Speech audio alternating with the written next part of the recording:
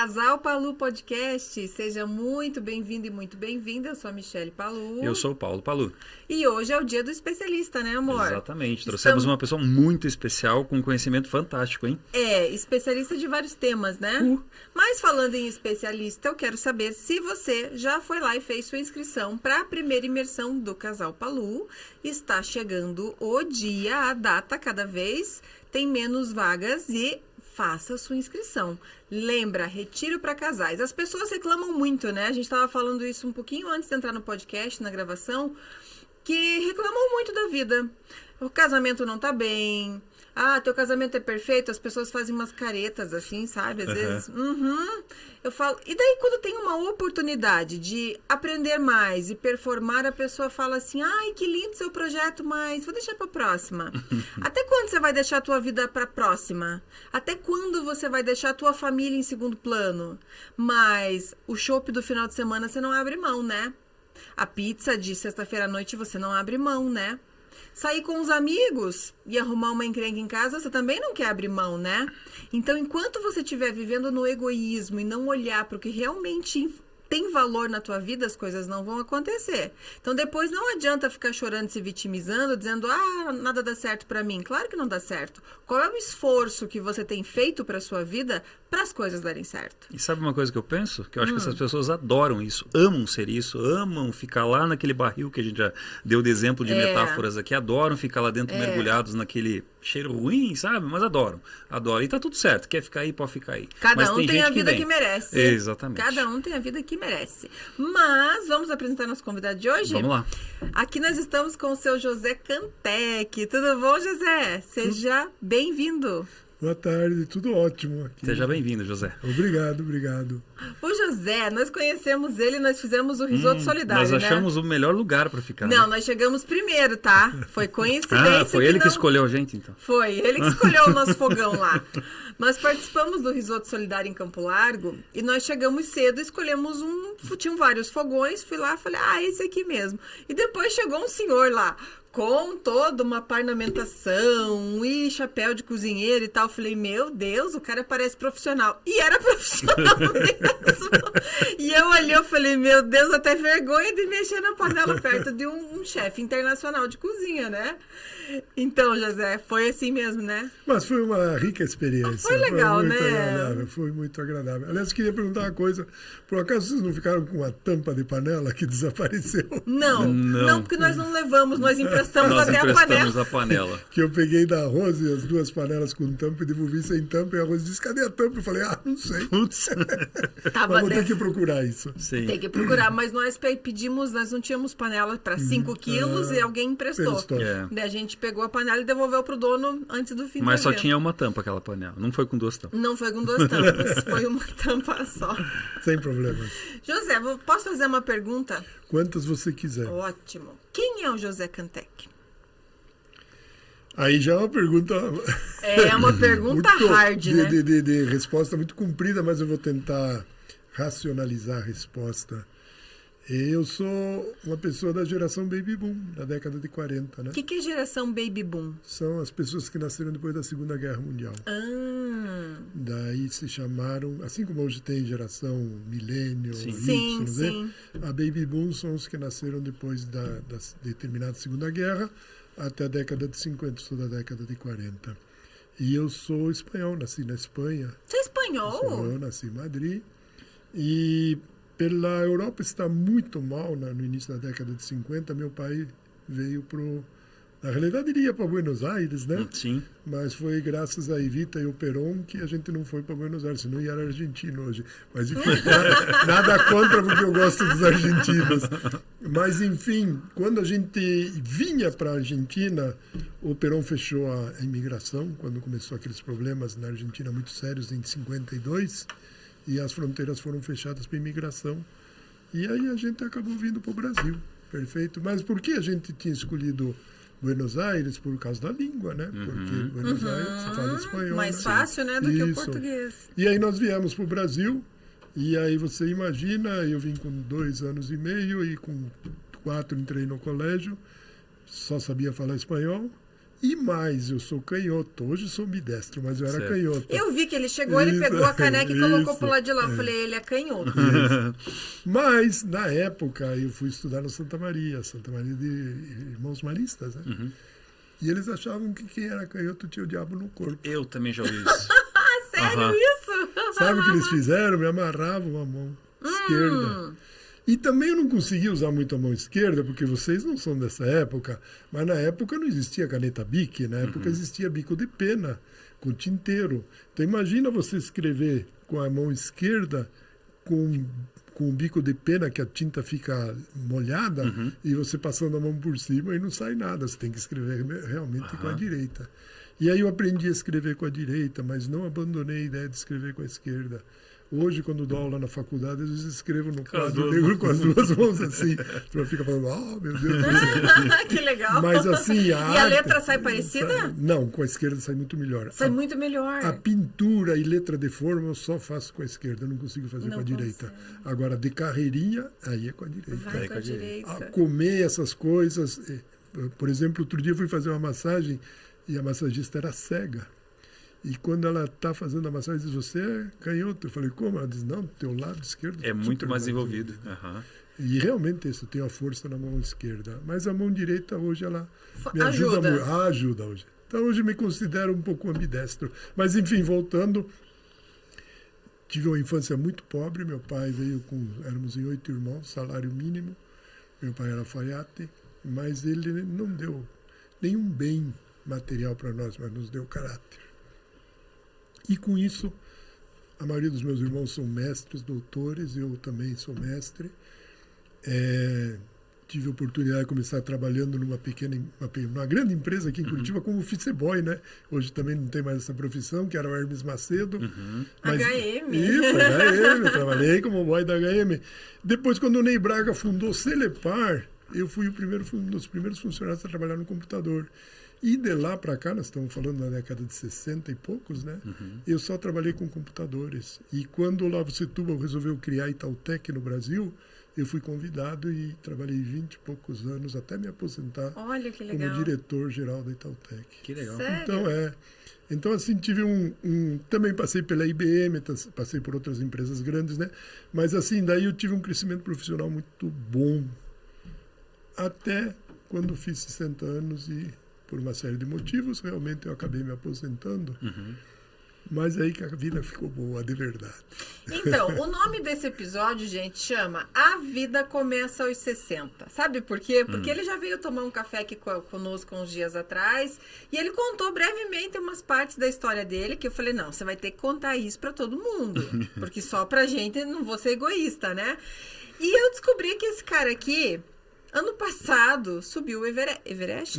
Subiu o Everest. Não até em cima, né? Mas a gente não sobe mais nem o Anhangaba, mas... A gente não sobe nem o morrinho da chácara ali em casa, né?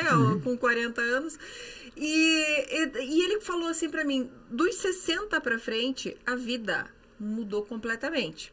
Então, eu queria trazer a experiência de uma pessoa mais velha pra mostrar pra você que não importa a idade, a vida começa a hora que você decidir que ela vai começar. Você pode ter 10, ter 15, ter 20, ter 50, 60 ou 90. A hora que você decidir que você vai viver e ser feliz, é a hora que as coisas vão acontecer. E pode falar. Mas para fazer isso, permita-te colocar aqui um parênteses, você tem que se conhecer.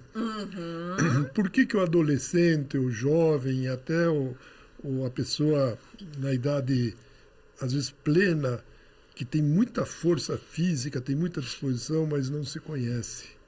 E aí, às vezes, mete o pé pelas mãos. Essa que é a verdade. Não existe propósito em quem não tem autoconhecimento. Então, você só pode usufruir de tudo que a vida te dá quando você conhece e quando você sabe naquilo que você é bom.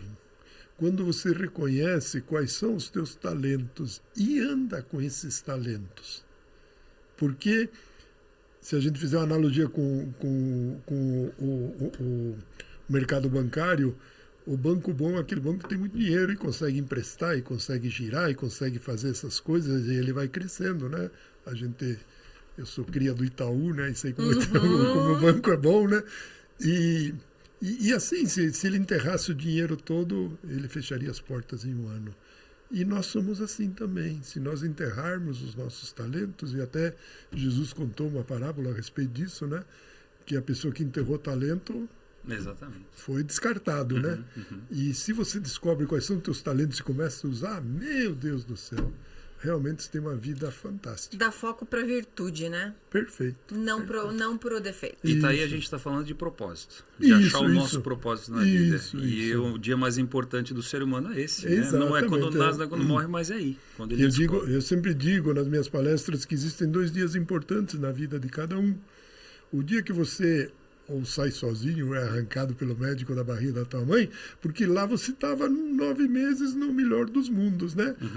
Tudo na penumbra, às vezes escutando música, sendo acariciado, comendo de uma maneira... Na temperatura ideal. Isso, comendo sem fazer força, sem mastigar nada, porque vem tudo pelo cordão umbilical, e de repente um dia alguém te puxa, ou então corta a barriga da tua mãe, te tiram, né, com uma cesariana, e você descobre que você é independente e mora num mundo que é muito diferente daquilo que era a barriga da tua mãe. Mas esse não é o dia mais importante. O dia mais importante para mim é o segundo dia que eu digo que é mais importante, que é o dia que você descobre para que você nasceu. E isso é muito importante. E a gente sabe que, basicamente, mais de 75% das pessoas não chegam nesse segundo dia na vida. Então, eles vivem uma vida que é assim: vou trabalhar para pagar boleto, para tomar cerveja, para sair com os amigos, para fazer confusão. E vai, e vai. E aí você vê que a pessoa vai murchando, e realmente não consegue viver bem. Então é muito importante saber o que você tem, o que você sabe fazer e o que você quer fazer. E esse olhar tem que ser para fora e não para dentro. Porque a gente conhece muita gente que gosta de olhar para o seu umbigo, né? As pessoas têm carro importado, param em qualquer lugar. Eu tenho carro importado, paro onde eu quero. Ou então as pessoas que fazem coisas assim totalmente fora da casinha, porque se acha que podem. E na realidade, as boas pessoas são as que olham para fora, olham para quem está ao lado, olham para quem sofre, olham para quem tem necessidade. Né?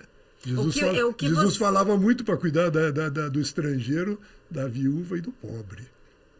E esse era o propósito dele, cuidar dessas 3 pessoas. Como é que está a gente fazendo com a vida? Será que o dinheiro nosso só para fazer festa?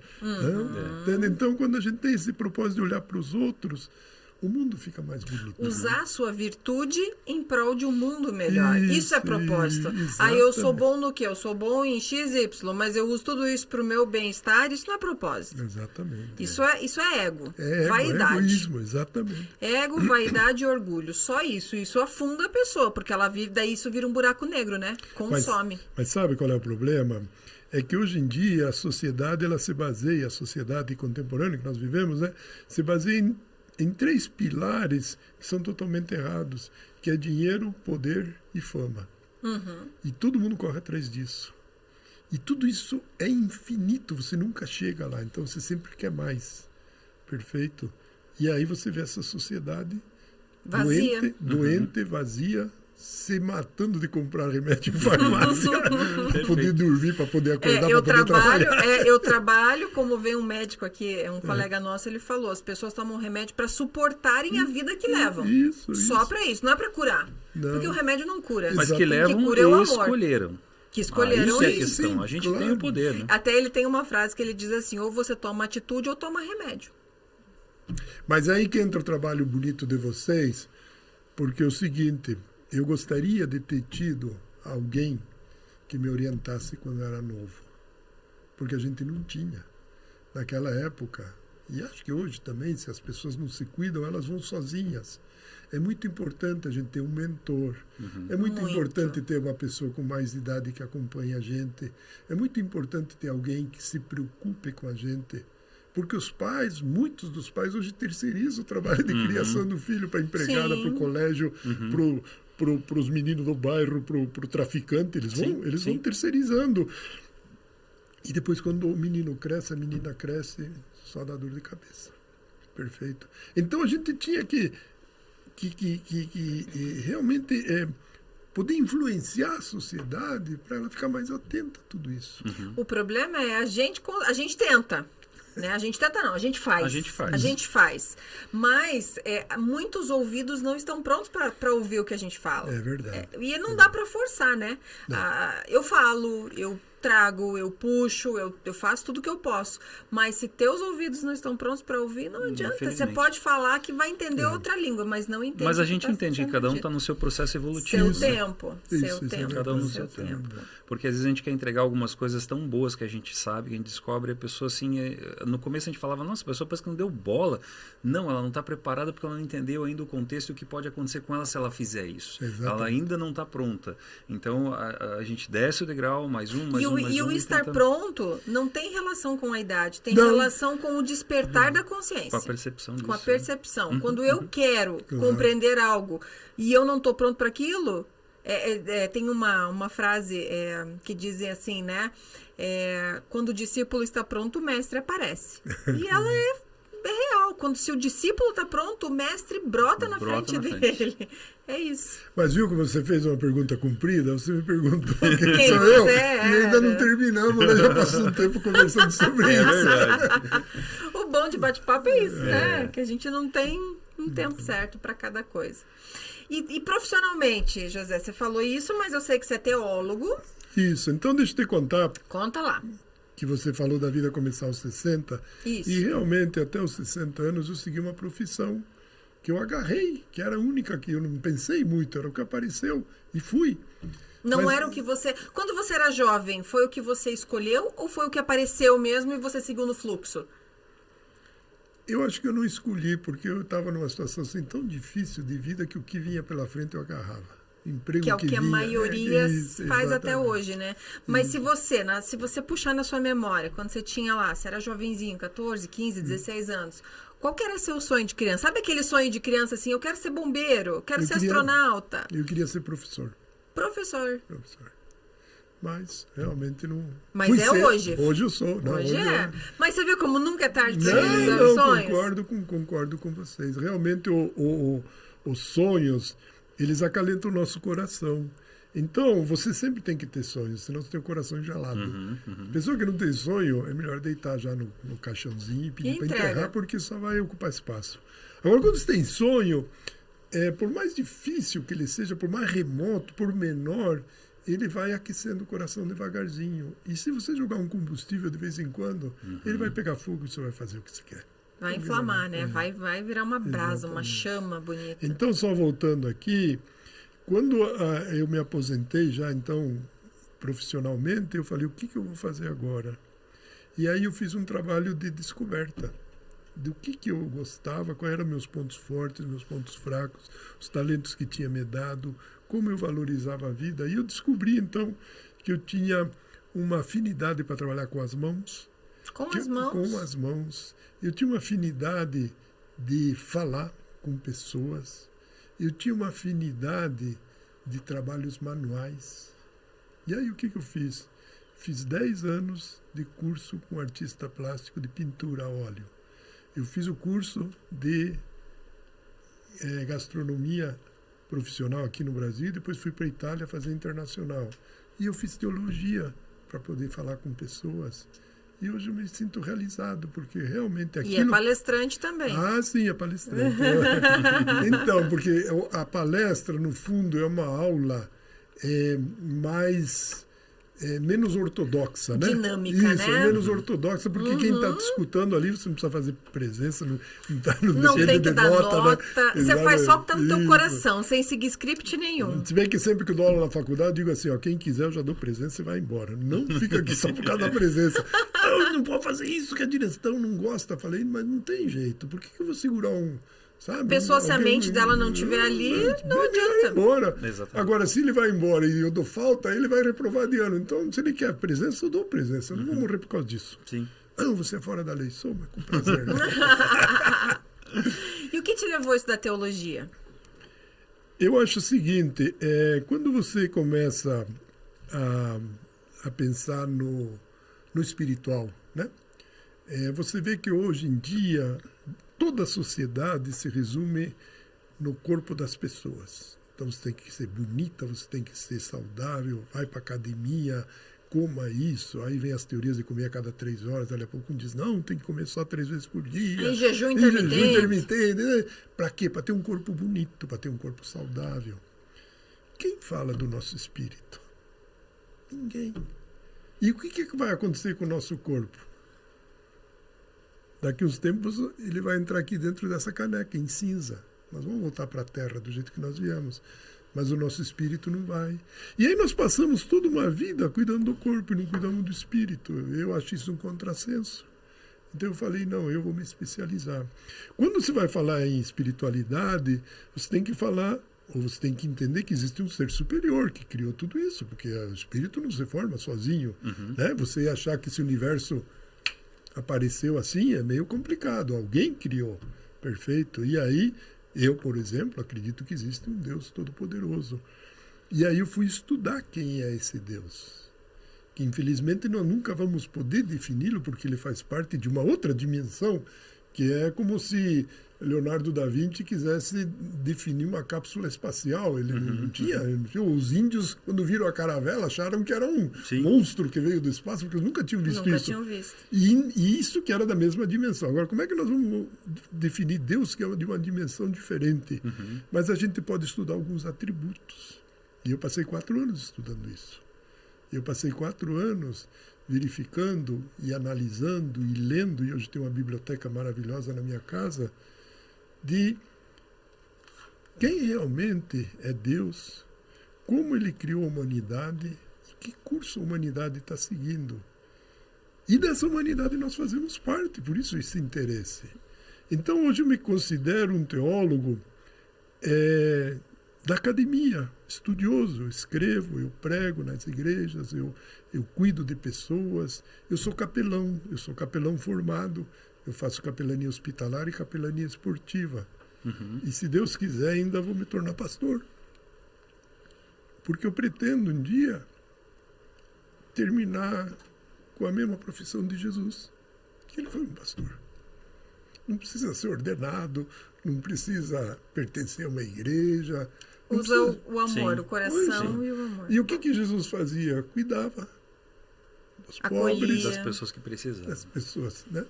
Ele cuidava dos doentes, ele cuidava de quem precisava. Porque cuidar dos ricos não precisa. Os ricos geralmente têm plano de saúde excelente.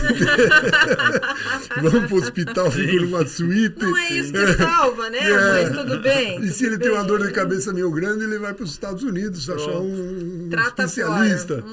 Agora o pobre que tem a chaga, o pobre que tem a dor. E não tem o dinheiro, não tem o recurso. E ninguém dá a mínima para ele. Se você puder dar uma mãozinha, não precisa ser muito.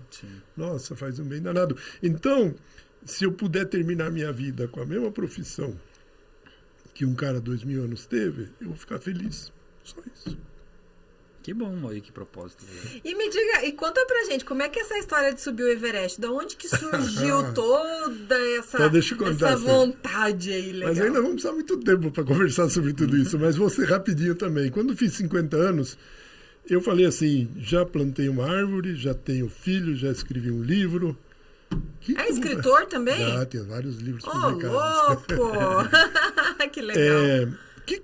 E estou escrevendo um livro muito bonito agora de planejamento estratégico de vida, que não existe nada a respeito disso na literatura, mas eu estou a conversa. Enfim, o que eu vou fazer? E aí eu estava correndo no Barigui e me veio um insight assim, vou subir o Aconcagua, nem sabia direito. Tinha lido uma propaganda dessa montanha, falei, vou subir. E não teve dúvida, em 3 meses eu contratei a Mountain Madness, que é uma empresa americana, né? É a maior empresa de guias de montanha. E fui com eles escalar o Aconcagua, né? É lógico que deu tudo errado, né? Sério? É lógico que deu tudo errado. Desisti no meio, voltei, né? Porque é lá na Argentina, né? Na província de Mendoza. Cheguei em Mendoza, vendi todo o meu equipamento, que eu não consegui vender, eu doei. Falei, nunca mais quero saber de montanha. Mas a montanha é tão bonita que 3 meses depois eu comecei a sonhar. A sonhar com ela. E eu ia subir de novo. E aí eu me preparei por 5 anos. 5 anos me preparando. Então não é só subir. Isso. Tem um preparo. Em 1999 fiz 50 anos. Em 2004 voltei para Aconcagua e cheguei no topo. Olha que legal. Daí foi mais fácil. Depois do Não, preparo. foi muito mais difícil. Mas você subiu ao topo. Mas eu morri. Mas estava preparado? Mas eu né? morri lá em cima. Morri de verdade. Morreu? Conta essa história pra gente. Então, eu tive edema cerebral, eu não sabia disso. E quando eu vi, tirei as fotos no topo da montanha, eu com a guia. E quando quis voltar, meu corpo não me obedecia mais e ali fiquei. Uau. Mas Deus é poderoso e mandou 14 anjos argentinos me buscar. E eles foram lá e me acordaram, me reviveram e me trouxeram para baixo da montanha. A história é bastante... Aliás, é um livro que eu escrevi, chama O Caminho da Conquista, onde eu conto toda essa aventura. Que legal. E eles me trouxeram de volta. E depois eu voltei mais 5 vezes para Concagua. E o que mudou depois de se sentir morto e voltar? O que muda na cabeça de um homem? Tudo. Tudo. Passa tudo. mesmo aquele filme em picture, assim, ou em preto e branco, assim? Acho que a página 159, 169 está escrito lá o que eu passei, porque eu escrevi no dia, depois quando eu desci da montanha, eu escrevi o diário. E esse diário eu transcrevi ele literalmente no livro. Então está lá escrito o dia que eu conto, quando eu desfaleci na montanha, e eu realmente digo assim que eu me senti no universo, eu vi toda a minha vida passar, eu vi todos os meus amigos, eu vi clarões, eu vi coisas fantásticas, e de repente só acordei, alguém me bateu. Alguém batendo. Foi pau! Era os 14 argentinos. Por isso que você gosta da Argentina, então. Mas sabe por quê? Então deixa eu te contar, porque eu dei uma meia e ganhei a vida deles. E eu vou contar o que é isso. Quando a gente estava na base, um dia antes de subir para fazer o topo da montanha, eles chegaram e eram 14 que estavam se formando como guias de montanha, que lá tem a faculdade em Mendoza de guias de montanha. E a viagem de formatura era subir a Concagua. E eles estavam com um guia fantástico chamado Carlos Terreirina, que ele é guia já tinha ido mais de 50 vezes para o topo da Concagua. Enfim, e eles ficaram do meu lado. Eu falo espanhol, estou vendo eles ali, estou querendo fazer café e vejo que ninguém tem coador. E aquela confusão de argentino.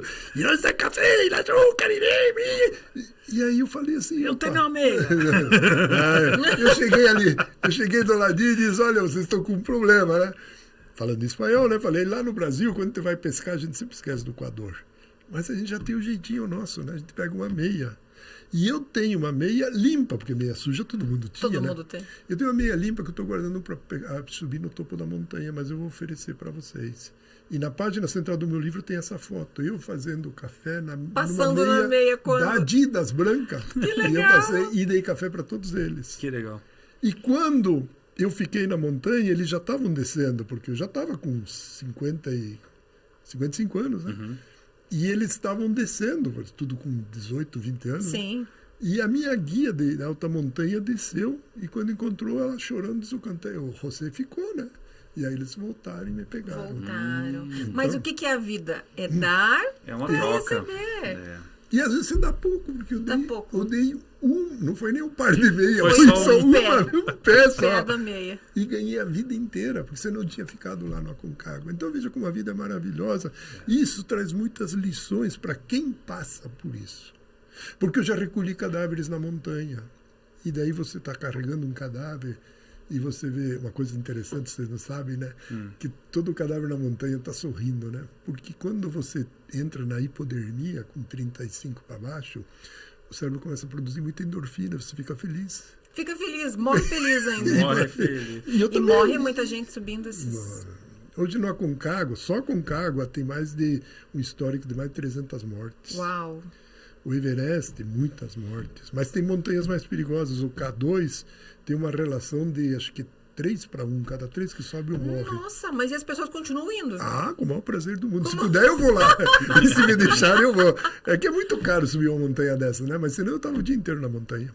Eu estava o dia inteiro. Que legal. Hoje, para você subir o Everest, se você não contar com mínimo $50 mil, o ideal é $100 mil. Você sabe que se pegar $100 mil e dizer, eu vou subir uma montanha, aí você chega lá, um dia antes de dar uma dor de barriga, o médico diz, você não vai subir. e você perdeu 100 mil dólares. Mas você paga todo esse valor para quem? Para os guias, para uma empresa? Isso, nós quando porque fomos tem agora... médicos, equipamentos, né? Tudo. Nós quando fomos agora, nós pagamos... Lá tem uma associação de Sherpas são os carregadores, né? E eles fazem tudo pra gente. Eles me carregaram, inclusive, numa outra montanha que eu subi, que eu comecei a perder a visão. Tá cheio de história, por isso que eu não vou contar Nossa. toda. E o Sherpa que estava me ajudando, ele me trouxe de volta, porque eu não estava enxergando nada. E eu dei para ele meu bastão. Ele se ajoelhou e beijou meu pé. Diz, nunca ninguém me deu uma coisa assim. Você vê que coisa linda. Que legal. Porque lá não tem sociedade de consumo. Lá eles parecem ser humano. Eles parecem que trabalhavam uma semana por $5, algo assim. Quer dizer, o dinheiro para eles é só comer aquele arrozinho com a mão, lentilha. E a vida é feliz para eles. É bem diferente. Eu passei 30 dias no Nepal e, olha, aprendi tanta coisa. Agora. Sim. Podia ter aprendido antes. Sim. Mas cada coisa, Deus no coloca tempo, cada né? coisa no seu tempo, né? Isso mesmo. E o José diante dos 60? Então, daí quando você chega nessa idade... Era bem focado no material, ideais, tudo, viagem, faca na caveira. Tudo. Ih, Deus o livre, eu era o cara mais chato do mundo. Era muito diferente? Tudo. Onde eu trabalhava, eles achavam que era um terror, tinham medo de mim. Terrorista. Minhas secretárias tremiam de medo. Eu fazia questão, às vezes, de quando a pessoa vinha falar comigo, eu deixava ela esperar um tempo só para deixar ela mais nervosa, para a guerra ser maior. Enfim, eu era totalmente errado, por isso que eu não quero falar muito disso. Mas, enfim, quando depois eu me aposentei, que eu comecei a ver realmente como é a vida, como são as coisas boas, como é uma manhã de sol, como é uma viagem. Que não precisa, né? Não precisa nada disso.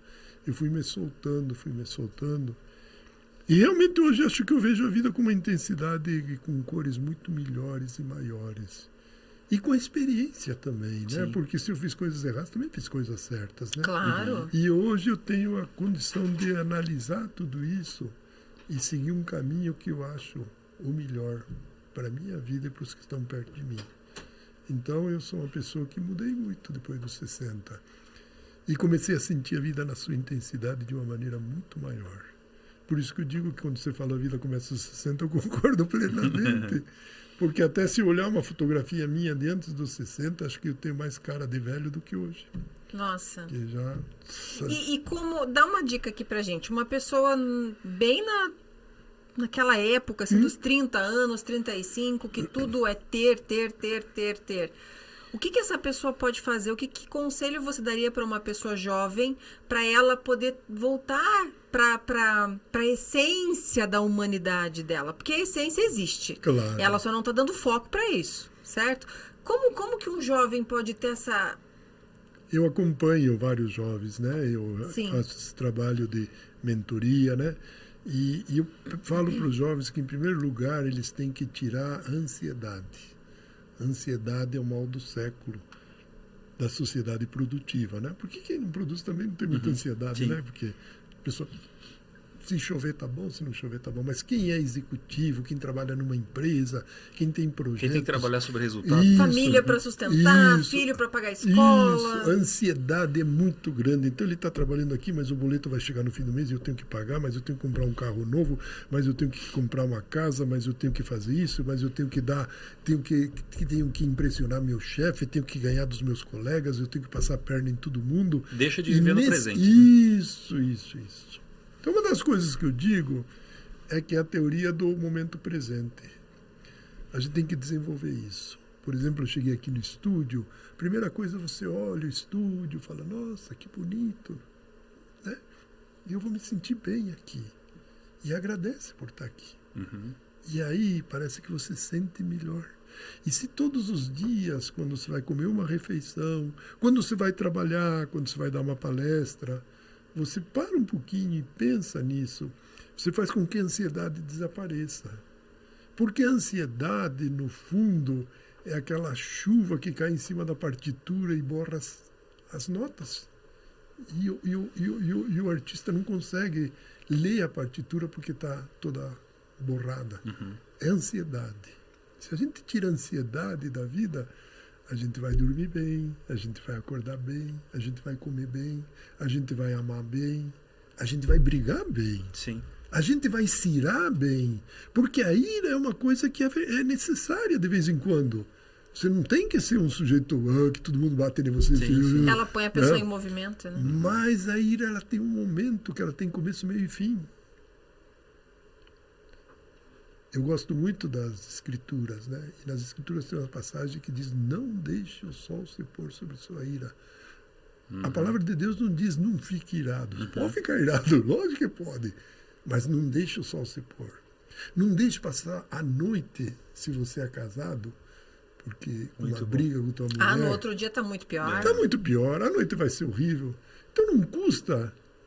Eu acho que se ela te fez passar um carão, né, se cedeu em alguma coisa, pode ficar irado, pode, claro. Você mas não daqui tem... a pouco você vai lá, deixa a poeira sentar, que tudo se Isso resolve. só vem com a maturidade. O jovem não aceita isso. O jovem quer vingança. O ego dele é muito maior, né? Isso. Então, isso que vem com 60 anos. Todas essas coisas que eu acabei de falar, se a gente estivesse fazendo essa conversa nossa 30 anos, 40 anos atrás, 30 anos atrás, eu ficaria de boca fechada. Sim. Eu ficaria de boca, não teria experiência para contar esse tipo de coisa. Ou falaria assim: eu li no livro tal que tem que fazer isso, isso não. Eu estou dizendo assim: eu aprendi que eu tenho que fazer isso para viver melhor. Eu aprendi que se eu realmente faço uma coisa errada, eu posso me arrepender, mas a consequência eu vou pagar. Não existe, né? Ação e reação, né? José, você é muito conselheiro, trabalha como capelão e tal. Como que você está sentindo hoje? Com certeza as pessoas te procuram de várias áreas. Claro. Na área dos casamentos, dos relacionamentos, como é que tá para você? O que você tem percebido? Eu tenho percebido assim que a vida não está fácil para ninguém, isso é uma verdade, né? O Brasil, infelizmente, conversávamos até antes, né? Estamos numa situação bastante difícil. E isso reflete nas famílias, reflete nos casais, perfeito. E é uma coisa muito interessante, né, que a gente fala assim: não tem curso para ser engenheiro, para ser mestre, para ser médico, para ser isso, mas não tem curso para ser casado. Não tem, A gente está tentando, a gente está tentando. Todo mundo se namora, jura amores eternos e casa, mas não se prepara. E aí, quando vem uma tempestade, a pessoa não tem raízes. Você desmancha, qualquer vento leva. Exatamente. Então, o que acontece? A primeira coisa que um casal tem que entender que quando você faz uma parceria, é uma parceria verdadeira. Não é eu que você vai me completar, não. Não é você que vai me fazer feliz. Sou eu que você eu vou ser feliz e a minha felicidade vai espirrar em você e você vai estar feliz por estar ao meu lado.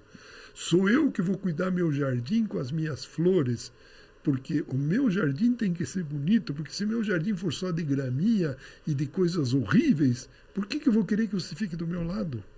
Então, os casais, eles por não entenderem essas coisas, no fundo eles usam muito uma situação egoísta. Ou seja, eu estou aqui para você me fazer feliz, eu estou aqui para você fazer isso para mim, ou você não faz isso para mim. Daí não te amo mais. Isso, aí não te amo. É um amor tão frágil, né? Sim. Que as pessoas juram esse amor eterno. E daí eu digo sempre da boca para fora. Da boca para fora. Porque o amor para outra pessoa, por que qualquer coisa separa? Por quê? Porque não é amor. Porque assim, enquanto você estiver me servindo, dando pra mim aquilo que eu gosto, é ego e vaidade. Se você me fizer feliz, eu fico com você. Mas se eu ver quem você é e você deixar de me fazer feliz, eu me separo de você e arrumo outra pessoa. Você tocou numa coisa que há 650 anos antes de Cristo, Sócrates já falou. Eles não conseguiam definir o amor, né, na antiga Grécia. Era uma coisa diferente, né? E quem definiu a primeira vez a palavra amor definiu Eros. O que é Eros? É o amor. O que é o Eros? É aquilo que é gostoso. Então, se não for gostoso, não quero mais. E esse era o conceito. Daí, o pupilo dele falou: não, isso aí está muito, muito esquisito, né? Definiu um amor chamado filia, que é assim: eu te amo enquanto eu gostar de você e você me gostar. Entende? Então, as duas definições de amor da antiga Grécia eram definições para dentro da gente. Eu amo por causa disso, disso, disso. Aí vem um terceiro sujeito chamado Jesus, e falou do amor ágape, que é o amor para fora. Eu amo meu irmão. Eu te amo a troco de nada. E esse é o amor que realmente faz o coração da gente viver feliz. Então os casais têm que pensar assim, eu te amo porque eu quero você. Não é eu te amo porque você vai me dar alguma coisa. Exato. Não é eros, não é filia, não é aquilo que você falou, eu te amo porque você está me agradando. Eu amo minha BMW porque está me agradando. Na hora que ela não funciona mais, joga Sim, fora. pronto. Mas isso é com carro, não é com ser humano. Sim. Entende? Então, esse amor legítimo, que é o amor de dentro para fora, incondicional, né? Sem condição nenhuma. que é difícil das pessoas Mas entenderem. por que falam que o amor, eu já ouvi muito falar e já concordei muito com esse termo, que o amor de verdade é o amor de mãe. Porque o amor de mãe, ele é sem condições. Sem condição nenhuma. A mãe ama o filho se ele for perfeito, se ele for deficiente, se ele for sadio. Se ele cometer qualquer falha na vida. Se ele cometer falhas, né? As mães amam os filhos bandidos. Os filhos que infringiram a lei do mesmo jeito, não tem como. E por que o amor entre pessoas diferentes que não é mãe e filho não pode ser um amor incondicional? Ah, mas eu não sou a mãe do meu marido. Claro que você não é a mãe do marido. E nem deve. Nem deve. Mas, pera lá. Por que você tem que amar aquela pessoa só quando ela te faz bem? Não. Tá errado. Tá errado, né? E aí você vê os casamentos se desfazendo. E as pessoas só vão procurar, que nem você diz, não existe um curso para ser casado, porque a coisa mais difícil da vida é se relacionar com uma pessoa diferente de você. Elas só vão buscar ajuda quando tá se desmanchando. Daí, às vezes, é muito tarde. Quando a gente fala com casais, eu gosto de citar muito uma carta que Paulo escreveu sobre o amor. Ela é fantástica, né? Ela escreveu ao povo de Coríntios, que estava vivendo muitas crises, que nem nós vivemos hoje, a mesma coisa, até pior. E daí Paulo dá uma definição de o que é o amor. Mas ali no versículo 11, ele diz assim, quando eu era menino, pensava como menino. Agora que sou grande, tenho que pensar como grande. O menino, quando vai jogar bola e é riquinho, e o time dele começa a perder, o que ele faz? Pega a bola e tchau, acabou. E vai embora. O que os casais hoje fazem no casamento? Quando começa a dar confusão, ele pega a bola e tchau, porque ele está pensando como menino. Agora, quando você pensa como homem, como mulher, aí você começou um jogo que você tem que ir até o fim.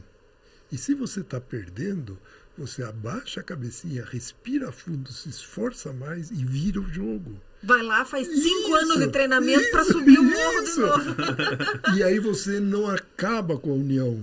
Porque a união, quanto mais duradoura e mais homogênea e mais entendível pelos dois, fica mais feliz. Muito mais.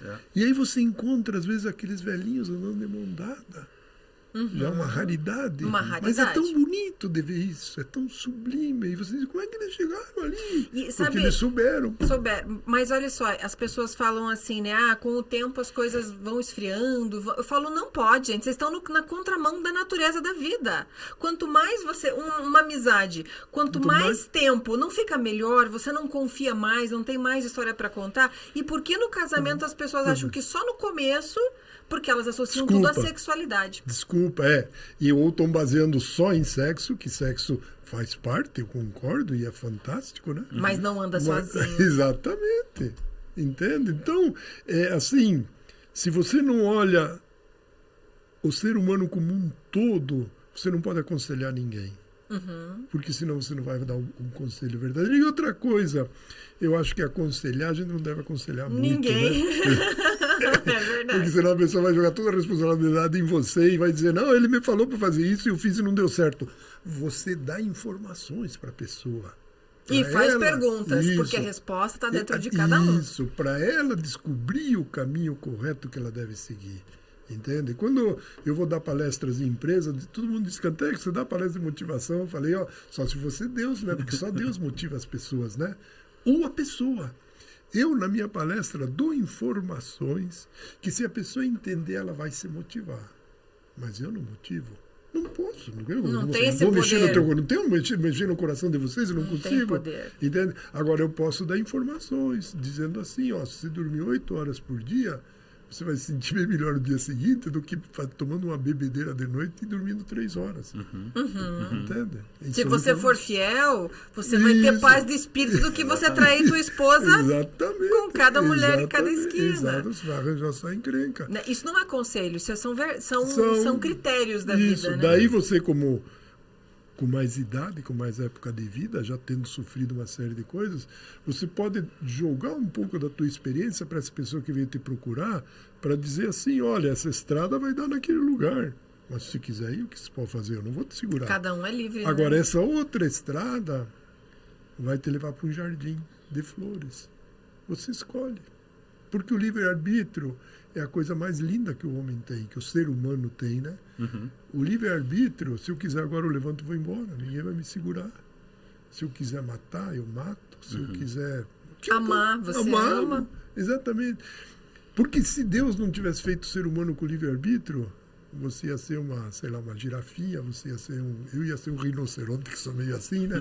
Você ia ser seríamos escravos, seríamos né? bichos, escravos, não poderíamos escolher. Não teríamos essa responsabilidade de ser humanos, de ter uma vida plena.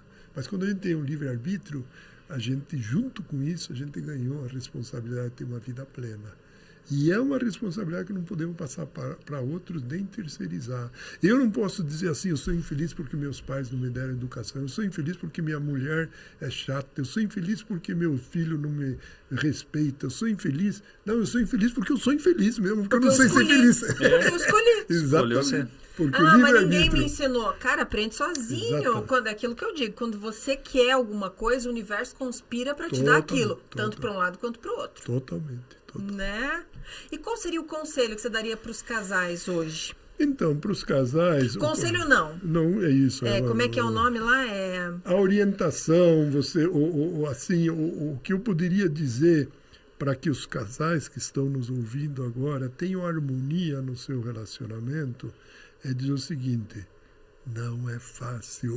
Em primeiro lugar. Então, a pessoa que quer se relacionar para se sentir sempre na crista da onda, esqueça. As tempestades existem para todos. Agora, o que um casal deve fazer é realmente, em primeiro lugar, estar sadio. Se você não estiver sadio, não se relacione. Cure-se primeiro. Quando você está sadio e você sabe ficar em solitude, não em solidão. Solitude é você ficar sozinho e viver bem. E aí você pode procurar alguém, porque você já sabe ficar sozinho. Porque se você não sabe ficar sozinho e procura alguém, e se esse alguém te deixa 5 minutos, você já entra em pânico. Então, primeiro, trate de aprender com a solitude. Quando você estiver bem com a solitude, quando o teu jardim estiver bem florido, vai chegar muita gente querendo ficar com você, e aí você vai poder escolher. As borboletas vêm, né? Isso, você escolhe a mais bonita, aquela que é mais do teu gosto, aquela que faz o movimento na frente do sol mais lindo, aquela que tem a cor mais bonita, aquela que se consegue manter mais no ar. Mas você vai dizendo, você vai pincelando o futuro de uma relação. E aí, quando você começa essa relação, você não pode esquecer o que passou para trás. Você tem que continuar bonito. O jardim tem que continuar cheio de flores. Para essa pessoa que começou a se relacionar com você, goste de estar com você. Não esteja por obrigação.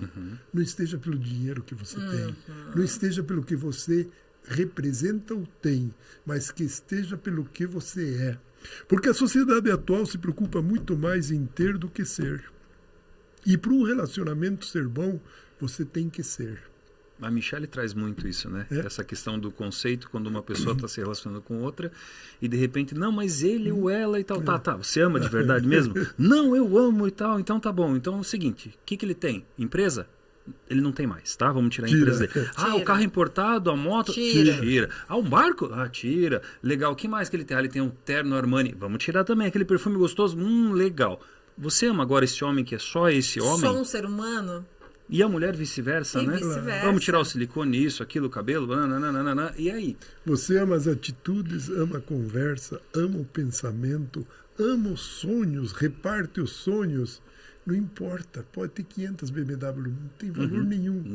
O que vale é o que eu falei, entende? Isso é muito bom. E a gente, como capelão, que a gente é acostumado a escutar as pessoas, a gente escuta muito esses viés, assim, nossa, eu estou infeliz por causa disso, por causa disso. E aí é dever meu explicar, olha, não é assim a vida. Perfeito? E a gente sempre se baseia em uma literatura, em algo que alguém escreveu, mais inteligente que a gente, mais preparado, né? Porque a verdade não está comigo, né? A verdade a gente aprende. Sim. Mas a gente passa essas verdades para as pessoas. Eu adoro que quando termino uma conversa, a pessoa termina com um sorriso comigo e me diz obrigado. Isso paga tudo, entende? Porque você ajudou essa pessoa a mover um passo, às vezes só, um passinho, mas moveu. Saiu daquela inércia, daquela dificuldade. Mas, às vezes, quantas vezes ela está tentando dar um passo e não consegue? Não consegue. E aquele um passo, para um pode ser nada, mas para alguém pode ser tudo que faltava para ela começar a viver. Deus nos criou com 2 orelhas e uma boca. Lembre-se sempre disso, eu falo para todo mundo. Escute mais do que fale. Escute mais do que fale. Em relacionamentos, escute mais do que fale. Porque às vezes a pessoa vai contar uma história bonita, uma notícia, e a outra nem deixa falar. E já joga o rolo de macarrão em cima. E de rolo de macarrão você entende. Se bem que agora estou fazendo os bem levinhos, antigamente era bem pesado. Bem pesado agora dá para segurar. Dá para segurar. Mas aquele risoto que o Aquele José fez foi fenomenal. Tanto que...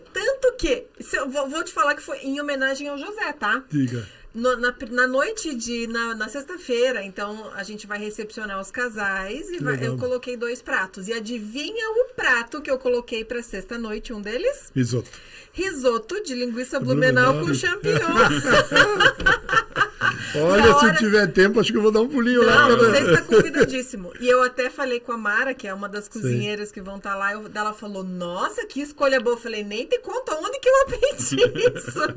E você já perguntou para ela como é que ela vai flambar a linguiça, não? Não, eu vou falar tudo para ela. Você pode ter certeza, porque eu estava do lado, eu experimentei cada passo Ele faz tudo à parte, depois que eu sei tudinho. O Paulo falou, meu Deus, mas vai tanto disso. Eu falei, não interessa, vai ter. Eu quero que seja igual. Eu falei, até o alecrim, eu lembro que ele colocou um raminho de alecrim. Outro dia eu estava acampando com os amigos meus no meio do mato, né? E do nada, eu tirei uma linguiça, tirei um pouquinho de cachaça e fiz um macarrão com linguiça blumenau flambada no meio do mato. Eles ficaram maravilhados. Mas é maravilhoso, né? Gente, vocês não têm ideia. Não era para contar, porque tá lá no link, mas um dos pratos de sexta-noite é um risoto de linguiça blumenau flambado ao rum com champignon. Então, perfeito. Nota 10. Nota 1000, porque olha, nós comemos super Foi muito bom, é verdade. E seus livros, quem quiser comprar, onde então, encontra? Eu tenho a editora Juruá que Eu conheci isso, o... então. Como que é o nome do... Agora ele está mais em Portugal do que aqui hoje. Eu quase trabalhei para ele uns quase 20 anos atrás. Então, esse livro, O Caminho da Conquista, eu escrevi acho que em 2008, porque eu conquistei a Montanha em 2004, escrevi em 2008. E como eles têm impressão eletrônica, é só ligar para lá, eles imprimem o livro na hora e vendem. Ali a loja do Pedro Hauck, ali da Alta Montanha, não sei se vocês conhecem, a loja de Curitiba, acho que mais chique do Brasil. Né? Vou fazer um pouquinho de propaganda. Sim, é muito bonito. Que ele foi comigo para o Everest, foi meu guia, e ele é uma pessoa fantástica, e eu quero ir para mais montanhas com ele. Mas, enfim, a loja Alta Montanha, ali no Bacaxiri, tem tudo que se possa pensar de montanha, mochila, roupa, tudo, botas. Que legal. E lá ele vende meu livro. Ele vende esse e vende um que eu escrevi com a Rose, que chama assim, O Ushuaia e o Fim do Mundo é Logo Ali. É um livro bem interessantinho, deve ter umas 200 páginas. E já era a segunda vez que estava indo para o Ushuaia de carro, e daí eu falei com a Rose, vamos anotar tudo que a gente vai fazer, e depois a gente faz tipo um diário. Então esse livro, cada capítulo é uma cidade, de Curitiba até o Ushuaia e de volta, com fotografias. Legal. E como eu e a Rose somos da área de gastronomia, nós escrevemos todas as receitas de todos os pratos que fizemos na viagem. Então tem todas as receitas. Também as receitas de um chefe de cozinha, tá? Não é qualquer receita. Então é um livrinho assim para quem quer viajar, e eu acho que você ir para o Ushuaia de carro é uma das viagens mais lindas do mundo. Eu conheço praticamente o mundo todo, e a Patagônia para mim é um dos lugares mais lindos que existem, né?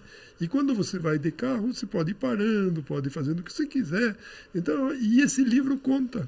E cada capítulo, no final, tem um mapa do roteiro da estrada e tem uma planilha Excel com tudo que nós gastamos em dólar. Olha, que bacana. Então dá para dizer quanto que eu gastei nos 20, acho que foram 25 dias, né, que eu fui e voltei, de sair de Curitiba até voltar. Em gasolina, em diesel, em comida, em hotel, em diversão, em tudo. Então é bem legal para quem quer fazer isso. Compra o livro, dá uma lida. E agora, até o fim do ano, estou escrevendo esse livro do Planejamento Estratégico de Vida, né? Porque eu me formei, tenho mestrado na área de planejamento estratégico, mas tudo à base de empresas, né? E o planejamento de empresas é planejamento de empresas, não é de pessoas, não, né? É de pessoas, é diferente. E eu fui atrás da literatura e não existe. Então, eu estou fazendo já um trabalho mais de 10 anos como voluntário numa clínica de drogadição, né, para recuperando, e eu sempre tive a preocupação de planejar a vida deles quando eles saíssem. E aí eu fui desenvolvendo um modelo baseado em modelos de empresas, etc., e acabei criando um modelo. E aí esse livro eu estou escrevendo onde eu falo de planejamento estratégico, começando lá na época 6.000 anos antes de Cristo, nas primeiras batalhas, da onde surgiu a palavra estratégia e planejamento, etc. E vou vendo no decorrer da história até os dias de hoje a respeito de planejamento estratégico. E aí eu digo o seguinte, que o ser humano é o único que pode planejar, né? Porque como nós falamos, né? Sim. Formiga não planeja, exatamente. E é uma ferramenta que Deus nos deu, e a maioria não usa. É a mesma coisa que as pessoas compram um carro 4x4 e nunca usaram o 4x4. Não sabe nem para que serve aquele botão. Exatamente. Então, planejamento não é assim que você vai fazer uma coisa e vai seguir. O planejamento, ele é responsável não pelo que vai acontecer no futuro, mas as decisões que você vai ter que fazer hoje que vão mover o futuro. Olha que coisa bacana. Então é necessário você planejar a tua vida, porque se você quer fazer uma coisa daqui a 5, 10 anos, se você não começar a fazer... Hoje nunca chega. E é por isso que as pessoas, elas sonham frustradas. E se frustram. Eu queria tanto, eu falei, mas será que a pessoa botou uma data cronológica? Porque o teu inconsciente é tão sábio, tão inteligente, ele vai te conduzir. Se você colocar datas e, claro, se planejar melhor ainda, né? Porque daí sai certinho, mas as pessoas só querem, mas não sabem nem como começar, o que eu preciso fazer, quanto tempo vai levar. Então, só resumindo esse modelo ele começa tipo uma pizza de 8 pedaços. Cada pedaço você vai analisando e escrevendo a respeito de cada pedaço. No primeiro pedaço você vê como é que você foi criado até os dias de hoje, o que deu bom e deu ruim, e você escreve o que deu bom. Depois, como você se enxerga, você precisa saber como você se enxerga. Depois você vai olhar quais são tuas paixões. Eu tenho um livro muito bonito, diz que todo mundo no mínimo tem 10 paixões na vida. E você tem que classificar e correr pelo menos atrás das 3 primeiras, ou pelo menos da primeira, e muita gente nem sabe que paixão que tem, entende? Então você descobre quais são tuas paixões, depois você descobre quais são teus valores inegociáveis, independente do teu credo, e depois você tem uma visão daquilo que você gostaria de ser lá na frente, e você define o que você quer ser. Eu vou comprar esse livro. Depois você pega e vê qual é o teu calcanhar de Aquiles. Você conhece a história de Aquiles, né? Aquiles, a mãe que não era Zeus, né? Era mulher, não era deusa, ela quis blindar Aquiles para que ele não morresse nunca. Então tinha que colocar numa poção mágica. Como é que ia colocar o menino recém-nascido na poção mágica? Pegou pelo calcanhar e pumba! Só que onde ela botou o dedinho, não pegou a poção. Então Aquiles tinha um calcanhar que se alguém acertasse o calcanhar, matava. E foi o que aconteceu. O Menelau matou ele assim. Enfim, nós todos temos um calcanhar daqueles. Qual é o nosso calcanhar daqueles? Nós precisamos descobrir, porque nesse nós podemos errar tudo.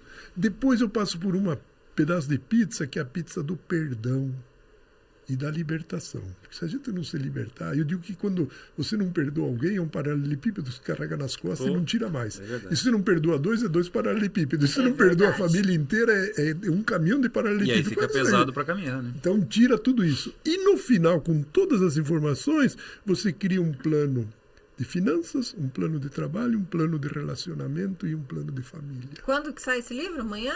Posso comprar já? Eu já tenho um resumo que eu entrego para as pessoas que fazem o Career direto comigo. São já 85 páginas que eu já entrego isso aí, mas ainda não está o livro completo. Tudo legal. E eu faço esse projeto americano com pessoas de direcionamento de carreiras, né? E aí eu levanto muitas dessas coisas que eu falei, eu levanto dessas eu quero pessoas. ser, eu quero ser legal. Então, esse projeto eu já fiz para mais de 200 pessoas aqui no Brasil e no exterior.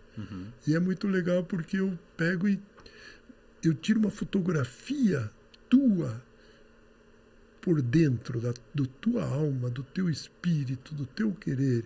E te digo assim, você, como eu poderia dizer, no ponto morto, que não está fazendo força nenhuma, você é assim, assim, assim, assim, assado.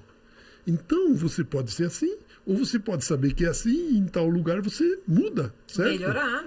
Você tem esses talentos que Deus te deu, inúmeros talentos que você tem. Você tem um querer profissional que é, por exemplo, para processos, para pessoas, para ficar isolado, para viajar. Eu digo qual é o querer dela. E depois eu digo o que ela valoriza na vida. E com isso aí ela consegue fazer. Começa a caminhar, né? Isso. Então isso eu tenho feito para muitas pessoas e eu comecei fazendo isso comigo. Por isso que eu acho que eu gosto desse projeto. E eu faço isso para muitas pessoas hoje. Que bacana. Muito legal. E é palestrante, né? Sou palestrante, eu tenho meu site, né? E eu Qual tenho é o seu site? Diz aí pra gente. Cantec Consultoria, www.cantecconsultoria.com.br. Cantec com K. K no começo e Tá, K no mas nós fim. vamos deixar o arroba dele aqui do Instagram e tudo mais. Diz que todo mundo que é tcheco, né? Meu pai era tcheco, né? O sobrenome começa com K e termina com K. Se pega a seleção da Tcheca, é todo mundo assim, K e K. assim. Então o meu é K, Cantec assim. E assim eu consigo realmente mover pessoas em busca do seu propósito. E isso que é bacana. Que legal. Então, é mais ou menos por aí que eu navego hoje. Nós poderíamos ficar aqui até amanhã conversando, né? Só das idas e vindas, das subidas Só e de dos cada morros. subida e descida é uma experiência. Morro, Imagina. eu falo morro, né? Mas eu nem imagino o tamanho da montanha. E eu não contei quando fui agora, 2 anos atrás, subir o Orro de Salado, que é o vulcão mais alto do mundo, aqui na divisa do que Chile com a legal. Argentina. Que eu peguei um perrengue lá também, que nem quero contar agora, não vale a pena. Ele quase morre em todas, mas ele adora e ele vai. Isso. Quando que vai ser a próxima façanha? Se Deus quiser, eu tô querendo ir pro Equador para ver vulcões em atividade, assim. Ai, que Ver legal. Pelo amor de Deus, volte, tá? Tudo bem. Volta. Volta pra contar. Né? Volta pra A gente contar. sempre volta. Deixa eu dar uma caneca de presente pro José, pra ele que lembrar legal. aqui do dia que ele veio aqui no Oh, Casal que bom. Palu. Nossa, que bom. Obrigado mesmo. Obrigado de coração. José, foi muito bacana, um aprendizado muito, muito rico. Quando a gente te conheceu, a gente tirou foto e postou Isso. no Instagram, porque Deus une propósitos, une vidas, né? E assim, só tenho a agradecer pela tua presença aqui. Com certeza vai contribuir com a vida de muitas pessoas. Quem gostaria de agradecer, na realidade, sou eu, porque o trabalho de vocês é um trabalho maravilhoso, e não só maravilhoso, mas necessário nessa sociedade, né? Como a gente falou, tem tanta gente perdida, tem tanta gente precisando de orientação, e às vezes escutar alguém falando o que vocês falam é um bálsamo para o coração. Que bom. E as pessoas precisam disso, precisam um pouco de paz, precisam um pouco de entendimento, e não um dedo em riste, como acontece muitas vezes, né? Então, acho que assim, essa ideia de vocês, de realmente através da conversa agradável, de trazendo pessoas em várias áreas e mostrando para todos que vão escutar Que tem saída, tem caminho, tem que a como vida ser é melhor. bonita. Tem né? jeito, sim. Tem jeito, não. Tem jeito. Não sejamos derrotistas nunca. Exatamente. E falar nisso, eu domingo vou fazer aniversário, vou fazer. Uhul! E eu é terça. Começar a Seu é setembro. dia 21, o meu é 75. 23. 75, sobe morro e tal. Sobe E você morro. com 40 seguindo como, meu filho? Porque eu tenho que começar a fazer alguma coisa Você também. também. Você também, né? Ah, é? Então vamos nós fazer. dois. Então, nós dois. Toca aí. Fechado. Show de bola. É isso aí. Casal Palu Podcast fica por aqui hoje e toda quinta-feira um episódio novo vai ao ar. Segue lá, clica, compartilha, comenta e se inscreve na nossa imersão, no nosso retiro de casais, que vai ter risoto, receita do nosso chefe internacional, do José Cantec. É isso aí. Gente, até mais. Casal que se ama. Se comunica. Tchau.